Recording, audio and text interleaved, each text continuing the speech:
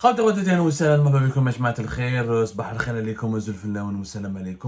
que vous allez bien, j'espère que vous vous portez bien, que vous passez une agréable journée du 11 décembre 2023. Pour moi, elle n'est pas agréable. Elle n'est pas agréable parce qu'à chaque fois que j'aborde ce sujet, c'est avec beaucoup d'exaspération, de dégoût, de déception, que je parle à chaque fois de ce sujet qui nous emmerde, qui nous terrasse, c'est insupportable. Ce sujet est devenu insupportable. Ce sujet- le sujet en question, c'est les problèmes des relations algéro-marocaines.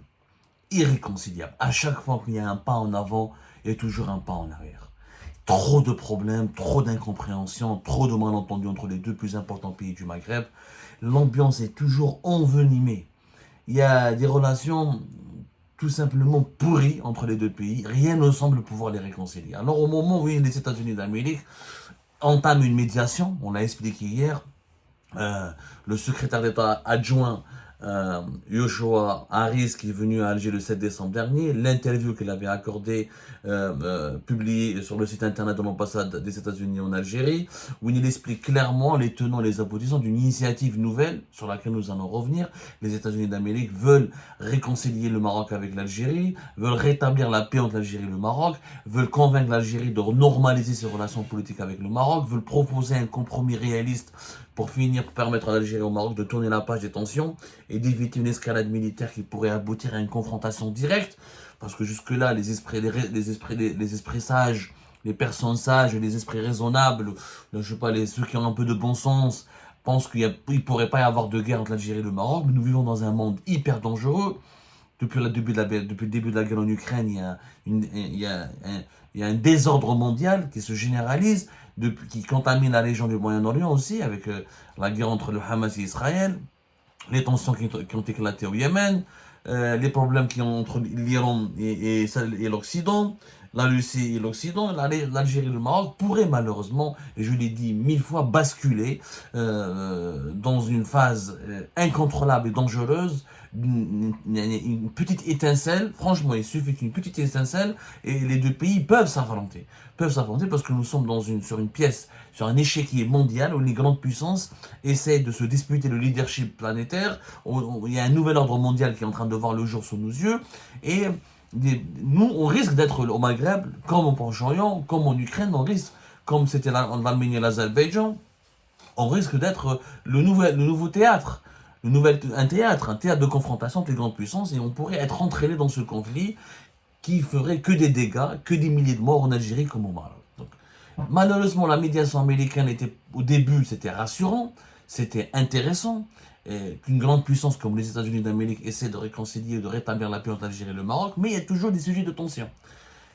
Le sujet dont je vais parler n'est pas grave, mais il témoigne du fossé, le fossé d'incompréhension, de malentendus et le fossé de tension.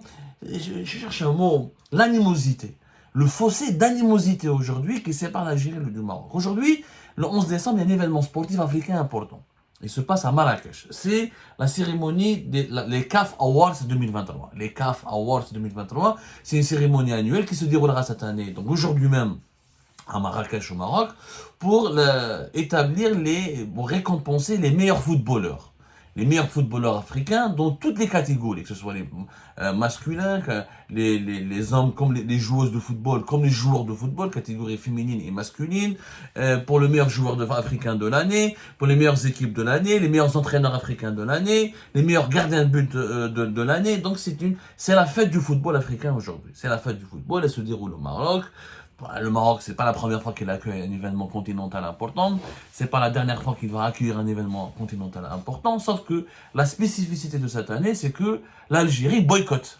L'Algérie, à travers la Fédération algérienne de football et son président, Walid Saidi, a décidé de boycotter la cérémonie, de ne pas participer à cette cérémonie de la Confédération africaine de football, parce que l'Algérie estime, Walid Saidi n'a pas fait de déclaration officielle, il n'y a pas eu de communiqué officiel de la part de la FAF, j'ai beau chercher, parce que l'histoire elle commence à prendre des proportions politiques assez inquiétantes.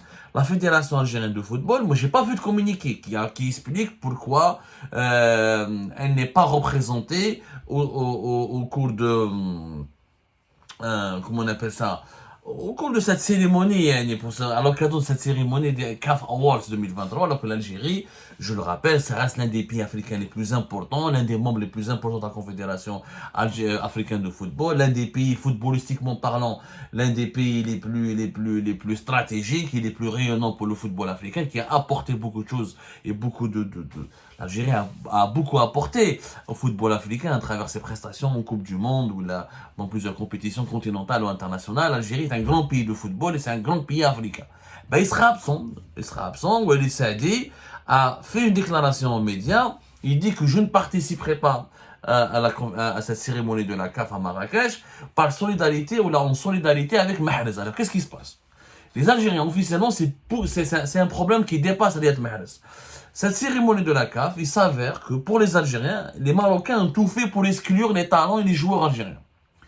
L'Algérie, ce sont les autorités sportives algériennes, notamment au niveau de la Fédération algérienne de football et au niveau même du ministère de la Jeunesse et des Sports. On sent un complot, encore une fois.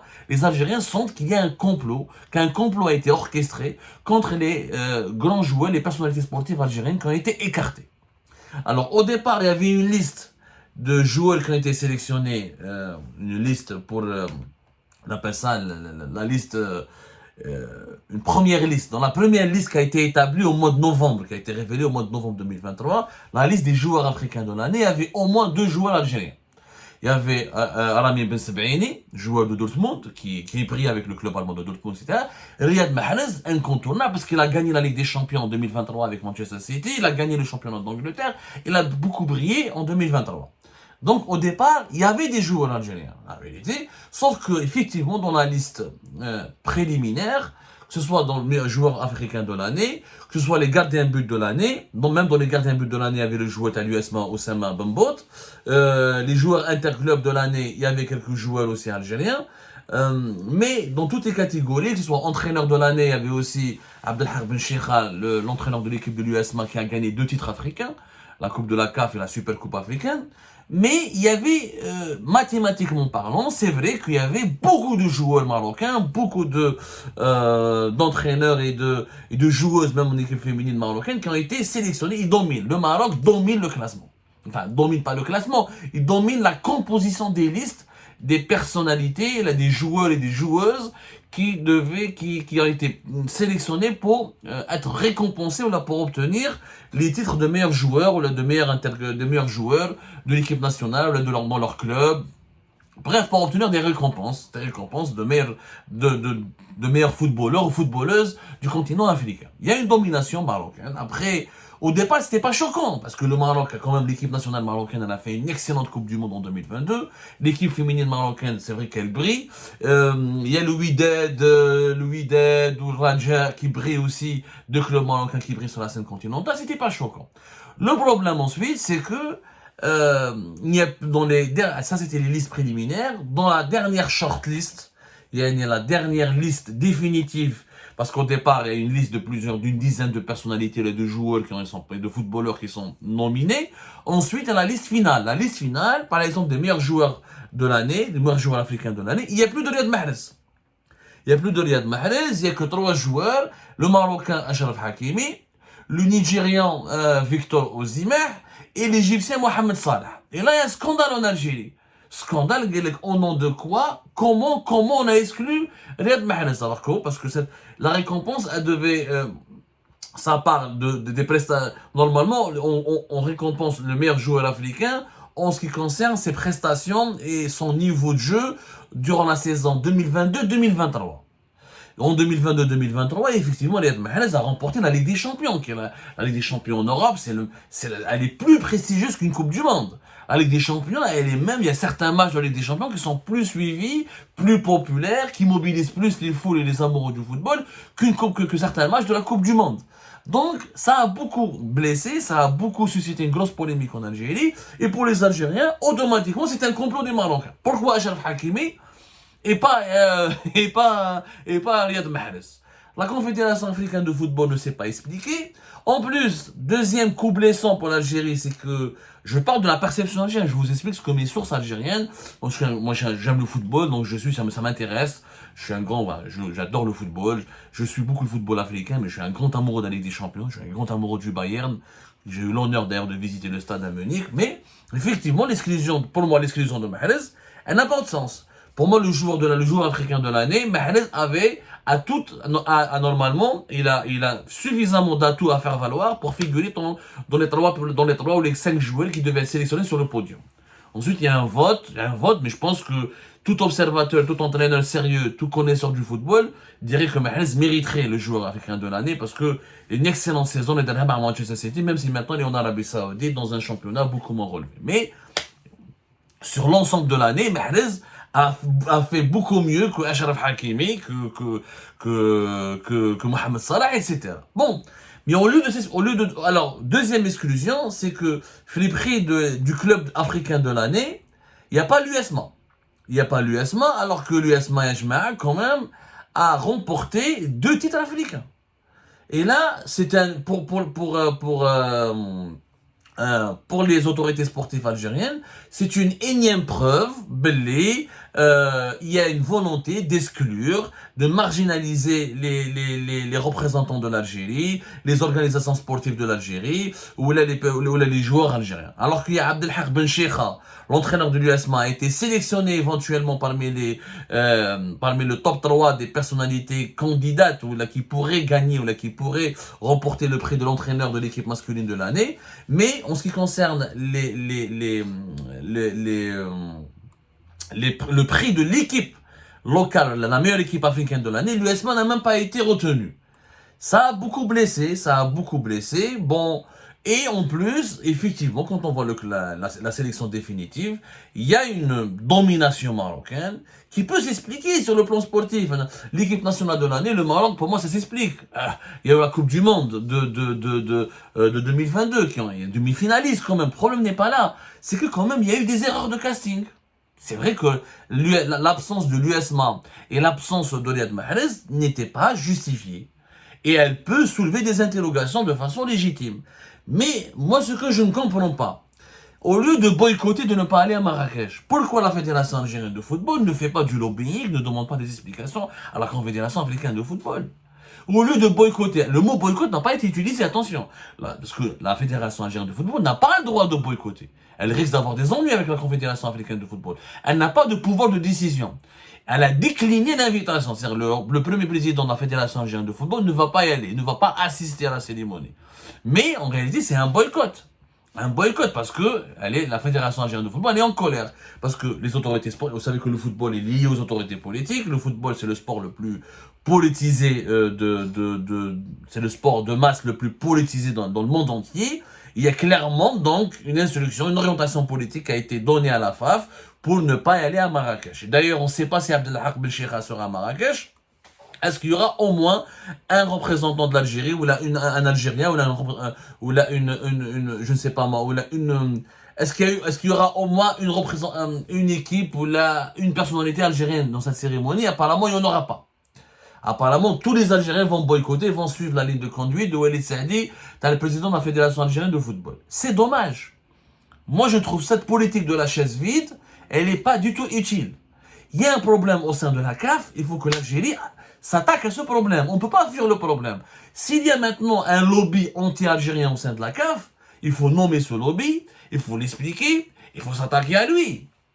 Pour ça, ne pas y aller. Quand tu boycottes ce genre de cérémonie, ou trop le blessé à cause des Marocains, ils s'emparent de toutes les cérémonies, ils s'emparent de toutes les récompenses, il y a eu un lobbying marocain, c'est un peu bête comme argument. Il fallait aller sur place et dénoncer. Roh Marrakech, tu prends le micro, Galané, je comprends pas pourquoi il n'y a pas Riyad Mahrez. Qui a éliminé Riyad Mahrez? Qui a éliminé l'USMA? Ça, c'est légitime. Je veux dire, au lieu de faire de la politique, moi je ne peux pas accuser les Marocains, je n'ai pas de preuves. Est-ce que c'est les Marocains qui ont orchestré des manœuvres dans les coulisses de la CAF pour écarter Riyad Mahrez et l'équipe de l'USMA? Je n'ai pas les preuves. C'est que des hypothèses. On connaît le monde du football, c'est un monde de lobbying, certes. Le monde du football, c'est comme la politique. Le monde du football, il est hyper politisé, encore une fois. Mais ce n'est pas une raison de boycotter à chaque fois, de ne pas y aller. Déjà, nous nous sommes retirés de la candidature à la dernière minute, la dernière fois, de l'organisation de la Coupe d'Afrique à 2025 à 2027. Là, on se retire de la cérémonie des meilleurs joueurs africains de la CAF à Marrakech. Donc l'Algérie est en train de se retirer à chaque fois. On se retire, on s'isole. En s'isolant, on ne va pas défendre nos intérêts. En s'isolant, on ne va pas promouvoir une belle image de l'Algérie. Au contraire, on donne l'impression que nous sommes un pays qui est battu à chaque fois, qui à chaque fois mahgour, un pays à chaque fois il est rabaissé, humilié, et personne ne réagit. Si les Marocains ils ont un lobby puissant au sein de la CAF, pourquoi nous les Algériens nous n'avons pas un lobby aussi puissant au sein de la CAF? La question, c'est ça la question qu'on se pose. Comment se fait-il ça? On a l'hypothèse qu'il y a un complot marocain. Comment se fait-il que les Marocains sont devenus aussi puissants au sein de la CAF? Et c'est quand même fou. C'est pas normal qu'on se fasse dominer à chaque fois. C'est pas normal qu'on se fasse battre à chaque fois. Donc il y a une faiblesse interne. Il y a un dysfonctionnement interne au sein de l'organisation du monde sportif algérien, qui est devenu faible, qui a été affaibli, qui a été tellement politisé, qui subit tellement le diktat du régime algérien. Et la purge menée contre les anciens responsables de la FAF qui étaient proches du régime de Bouteflika a causé une catastrophe. La catastrophe aujourd'hui, c'est que nous sommes quasiment absents. Les Marocains dominent outrageusement la scène footballistique africaine. Que ce soit au niveau d'organisation des Coupes d'Afrique, des cérémonies officielles, des nominations des meilleurs joueurs ou des meilleures joueuses. C'est un constat. Oui, le Maroc domine parce que l'Algérie, elle est trop en recul, elle régresse, elle s'isole au lieu de se battre, au lieu d'affronter, au lieu de faire elle-même du lobbying, au lieu de militer elle-même au sein des instances de la CAF pour une meilleure représentativité et pour une meilleure défense de ses intérêts et de l'image de son football et de ses footballeurs. C'est malheureux. Et encore une fois, cette rivalité, qu'il y ait une rivalité entre deux pays, c'est sain. La rivalité et la concurrence, ça c'est la deuxième. Une compétition entre la France et l'Allemagne, il y a toujours une rivalité. Entre la France et l'Angleterre, il y a une rivalité. Mais l'animosité, l'hostilité, c'est autre chose. On n'est plus dans la rivalité entre l'Algérie et le Maroc. On est dans l'animosité. Hada complote contre l'autre, Hada sabote l'autre. On écarte les personnalités algériennes, on a le Maroc n'est plus les personnalités marocaines ne sont pas les bienvenues au Maroc. Ça c'est de la il y a une différence entre un adversaire, un concurrent, il y a un ennemi. Tant que l'Algérie et le Maroc se considèrent comme des ennemis mutuels, le Maghreb n'avancera jamais. Et imaginez si le Maroc et l'Algérie étaient unis, ils faisaient le même lobbying au sein de la CAF, le Maghreb serait une puissance sportive importante et utiliserait le soft power pour défendre ses intérêts géopolitiques. Le Maroc et l'Algérie sont complémentaires. On aurait pu organiser des Coupes d'Afrique en commun. On aurait pu organiser des grandes compétitions internationales en commun. Au lieu de cela, on est cette rivalité s'est transformée en une animosité, en une guerre. Et ça témoigne encore une fois de la profondeur du fossé qui sépare de plus en plus l'Algérie et le Maroc, et c'est inquiétant pour l'avenir. Quand deux pays voisins qui partagent une longue frontière, une longue histoire millénaire, une géographie invariable et millénaire, ont des relations aussi pourries, aussi envenimées, ça pourrait malheureusement aboutir à des scénarios cauchemardesques et catastrophiques alors que les deux peuples s'entendent. Les peuples marocains et les peuples algériens nous partagent les mêmes cuisines, les mêmes goûts pour la culture, le même amour pour certaines coutumes et certaines traditions. Mais ça nous pourrit la vie. Cette animosité entre le Maroc et l'Algérie, elle nous pourrit la vie.